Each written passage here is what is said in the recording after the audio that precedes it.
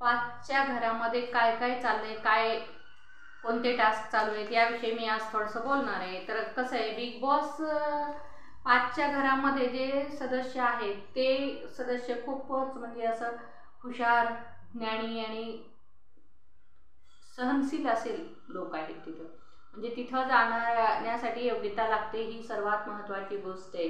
आणि सर्वात अतिशय महत्त्वाची गोष्ट म्हणजे सगळ्यांना या डिजिटल याच्यापासून दूर राहावं लागेल, डिजिटल मोबाईलपासून दूर राहायचा योग आलेला आहे। कारण डिजिटल मोबाईलचं इतकं व्यसन जडलेलं आहे प्रत्येकाला की ते मोबाईलशिवाय एक दिवस एक मिनिटसुद्धा राहू शकत नाही। अशा या वातावरणामध्ये बिग बॉसच्या घरात जे जे सदस्य गेलेत त्यांचं खरंच म्हणजे मनापासून कौतुक करावं असं वाटतं।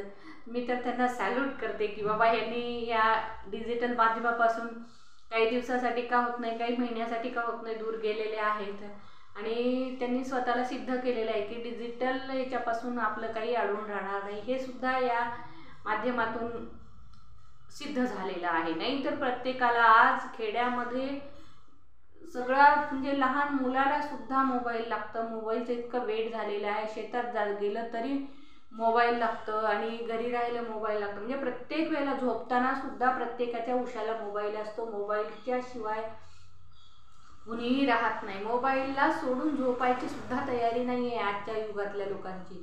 कारण जेव्हा मोबाईल संध्याकाळी बाजूला ठेवायचा असतो, उशाला ठेवू नका म्हणून सर्वजण सांगत आहेत की बाबा उशाला मोबाईल ठेवल्यामुळे मेंदूचे आजार होतात, असं प्रत्येकजण सांगण्याचा प्रयत्न करतायत, तरी पण कुणीही ऐकायला तयार नाही आहे।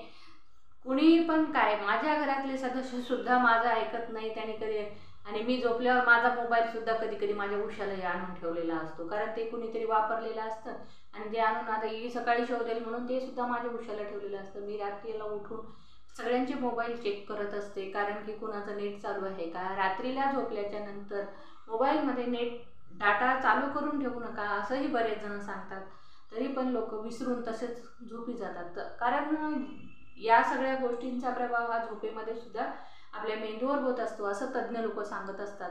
म्हणून मी सगळ्यांनाच सांगते की मोबाईल रात्री कमीत कमी तुम्ही झोपेत असताना तरी मोबाईलपासून दूर राहा, बाजूला कुठेतरी टेबलवर मोबाईल नेऊन ठेवा, व्हायब्रेशनवर करून ठेवा, सायलेंटवर तर करा, असं तर सांगते पण सायलेंटवर करून तुम्ही ठेवून द्या बाजूला। तुम्हाला स्विच ऑफ जरी करायचा नसला तरी सायलेंटवर करून लांब ठेवा, कारण काही जरी झालं तरी तुम्ही 11 ते 11:30 पर्यंत जागीच असता।